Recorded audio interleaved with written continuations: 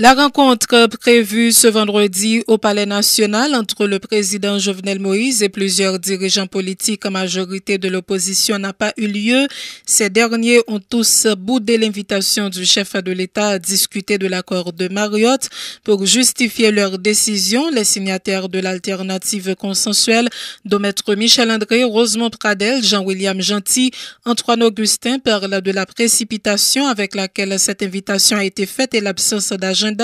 Il renouvelle la position des signataires de l'entente politique de transition accrochée à la démission du président Jovenel Moïse, la mise en place d'un gouvernement de transition, la tenue des procès Petro-Caribé et des différents massacres dans les quartiers populaires ainsi que la tenue de la conférence nationale. De leur côté, le secrétaire général du RDNP, Éric Jean-Baptiste, l'ancien ministre de la Justice, Paul Denis de Inifos et le sénateur Joseph Lambert évoquent notamment le fait qu'il ne soit pas des signataires de l'accord en question. Cependant, Éric Jean-Baptiste se dit disposé à rencontrer le président Jovenel Moïse en vue de faciliter une solution pacifique à la crise. L'ex-ministre Paul Denis, lui, dit n'avoir aucun problème pour rencontrer le chef de l'État en vue de planifier son départ, soulignant qu'il faut que ce soit dans un endroit neutre. Le conseiller du chef de l'État, Jules Faustin, affirme que l'exécutif prend acte du refus de l'opposition de rencontrer le président Jovenel Moïse. Il dénonce l'incohérence qui caractérise les prises de position et la politique d'usure des opposants au pouvoir qui, dit-il, n'ont que faire de la situation déplorable dans laquelle patauge la population. Le responsable du parti politique Patraïl, Gonzague Nerdé, critique vertement les dirigeants de l'opposition en raison de leur refus de dialoguer avec le président Jovenel Moïse. Selon l'ancien délégué départemental de l'Ouest sous l'administration de Michel Martelly, certains responsables de l'opposition ne veulent pas rencontrer Jovenel Moïse parce que tout simplement le chef de l'État n'a pas satisfait des demandes qu'ils avaient faites, notamment des postes au gouvernement. Le Bureau des avocats internationaux et le mouvement de liberté et d'égalité des Haïtiens pour la fraternité rejettent d'un revers de main les rencontres entamées par le président Jovenel Moïse. Il continue de dénoncer également l'ingérence de la communauté internationale dans les affaires internes du pays, appelant à la poursuite de la mobilisation générale pour renverser le régime en place et le système actuel. Tour à tour, la déclaration de Maître Mario Joseph, responsable du BAI, et de David Oxygène du Molégaf. Sorti 6 juillet pour arriver journée aujourd'hui, dans le cadre de longue série de mobilisation nationale, Massio toujours été déterminé pour capoter Jovenel Moïse sous pouvoir. Et dans ce sens, l'important pour nous continuer à rappeler, crise globale Haïti qu'on est aujourd'hui, c'est crise ingérence États-Unis dans les affaires internes Haïti. Et nous, pas jamais comprendre raison qui fait les États-Unis continuer à supporter l'administration corrompue, sanguinaire, Jovenel Moïse là. Si nous refusons de comprendre, c'est les États-Unis qui calent le régime, le régime corrompu ça, le régime PHTK.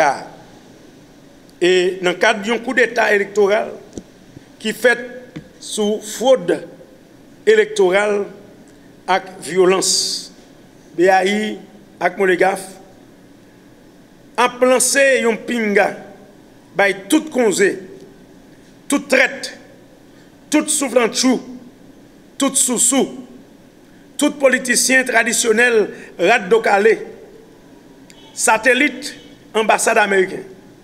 Si tout cela crée les têtes, opposition modérée, qui toujours prêt pour aller chercher job dans main Jovenel en bas dicté ambassade américaine. Nous sommes capables de garder la situation sociale du pays. Et Jean-Martial a vivre.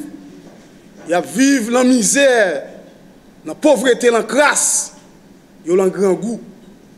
Plus passer 6 millions de personnes à vivre avec moins que $1 US par jour. Quand il y a une caille pour arrêter, Massio a une situation sociale qui est grave. Il y a un problème de l'eau. il va gagner de l'eau pour il va manger. Donc c'est là, un petit godet dit il va acheter. En yon qu'il peut fin gagoter 4,2 milliards de dollars, impérialiste américain décide d'utiliser politiciens traditionnels dans une logique dialogue pendant donc mes Jovenel chargé avec 100 en dialogue sous couverture impérialiste américain nous dénonçons et nous-mêmes comme organisation conséquente organisation anti-impérialiste nous dit nous parlons de dialogue avec Jovenel et faut que politiciens clairs les alchita avec Jovenel faut que connaissez parti politique et pas masse populaire au alchita avec et nous-mêmes comme masse populaire nous-mêmes comme organisation populaire nous-mêmes qui avons logique poisson craser l'embouille avec Massio. Donc nous dénonçons le dialogue, nous voulons jeter dans la poubelle l'histoire et nous disons qu'on continue à mener la bataille là. Une manifestation antigouvernementale s'est déroulée ce vendredi à Miragouane. Plusieurs milliers de personnes y ont pris part. Des dirigeants de l'opposition, dont les sénateurs Nenel Kassi et Antonio Cherami, étaient également présents. La manifestation s'est déroulée sans incident majeur, avons-nous appris. L'ex-député Arnel Bélizer a été entendu ce vendredi par la juge d'instruction Goldie Joseph. L'audition a duré environ 4 heures d'horloge. Arnel Bélizer est accusé notamment de complot contre la sûreté intérieure de l'État et détention illégale d'armes à feu. Des dizaines de partisans de l'ancien parlementaire étaient présents au palais de justice afin de lui exprimer leur soutien. Il faut dire que des rafales d'armes automatiques ont retenti à plusieurs reprises cet après-midi au bicentenaire, provoquant une vive panique au palais de justice. Le professeur Hérold Toussaint plaide en faveur d'un dialogue entre les protagonistes en vue de résoudre la crise. Il a fait ses déclarations lors d'une conférence tenue ce vendredi autour du thème « L'université, le partage du bien commun ». Est-ce que richesse que chaque entreprise fait en un pays, est-ce qu'il y aurait été en un pays pour contribuer au bien pays, ou bien richesse entreprise fait en un pays, l'argent ça y est allé ailleurs. Il a contribué au bien commun de notre pays. Après ça, il va contribuer au bien commun de notre pays. Pour nous-mêmes, dans l'université, il est important que nous parlions de thèmes ça y est à médias. Question bien commun pour avoir un débat. Parce qu'il y a une bonne émission, ligne ouverte, qui est très très bon. Mais, question bien commun, il est fondamental, qui s'en gagne, bien université. Il y a de faire des recherches, sur richesse maritime que nous avons. Qui s'en gagne dans la mer? Il faut qu'on connaisse s'en gagne dans la mer. Et qui j'aime l'utiliser, la richesse que nous avons dans la mer, pour le bonheur de l'ensemble des citoyens. Ou pas qu'à un pays comme Haïti, où vivent dans le nord, ou était dans le nord seulement, ou vivent dans le sud, ou était dans le sud seulement, ou dans Jérémie, ou était dans Jérémie seulement. Faut que visiter le pays, à connaître le pays. Ce pays, et c'est un réseau qui fait que nous venons détester le pays malgré nous-mêmes. Puisque nous ne pouvons jamais marcher dans le pays, nous ne pouvons jamais découvrir le pays, nous ne pouvons jamais voir la richesse du pays. Nous détestons le pays, nous pensons que le pays pas rien.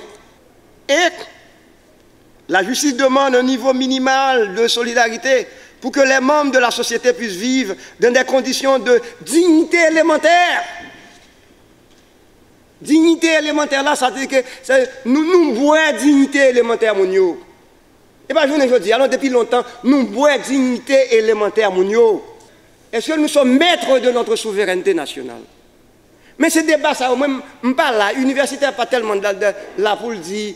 Est-ce le pour, est-ce le contre, mais le fait que me posait la question de la souveraineté nationale. Mais si citoyens organisés, ils ont qu'à crier, oui, je veux dire, par rapport à des questions qu'on va poser, comme citoyens, vous dites, est-ce qu'on a une souveraineté nationale? Côté lié, si je n'ai pas pensé à la question ça, est-ce que vous sentez appartenir à la société haïtienne, non? Et quel est leur mode de participation de la construction de la démocratie citoyenne? La Fédération nationale des Kazakh haïtiens a organisé hier jeudi et ce vendredi son assemblée générale annuelle. Cette activité a été l'occasion pour ces élus locaux des 10 départements géographiques du pays de réfléchir sur les voies et moyens pour offrir de meilleurs services à leurs populations respectives. Le président de la FENACA, Paul André, en a profité pour dénoncer une fois de plus le non-décaissement des fonds destinés aux sections communales dans les budgets 17-18 et 18-19. La déclaration du Kazakh Paul André. Chaque année, Fédération nationale Kazakh, la FENACA, réunit toutes les délégués. Jeudi, nous traduire comme assemblée des délégués qui sont tout partout dans le pays, qui peuvent discuter année pour nous regarder qui ça qui est fait, qui ça pas de fait et qui ça nous doit travailler pour nous faire. C'est que normalement, et malgré les difficultés, année, nous réunissons environ 2 à 5 représentants par commune qui viennent discuter pour la Fédération nationale avec des délégués qui sont de tous côtés. Nous ne sommes pas un bilan et nous avons une deuxième année depuis Kazakh en fonction. L'année dernière, pas de bilan, mais l'année ça, c'est aussi plus raide, pas de bilan. Parce que ça nous a espéré gagner, c'est ça qui est et comme nous devons gagner dans le fonds de gestion collectivité et ensuite et comme nous avons gagné, ils ont voté pour nous dans le budget national là et qui pas vraiment arrivé sous Kazakh. Il y a un petit crasse, un petit poussière Kazakh qui joignent une petite possibilité, mais ça a été toujours problématique côté Kazakh qui pas joindre comme ça pour y aller faire développement et la caillou.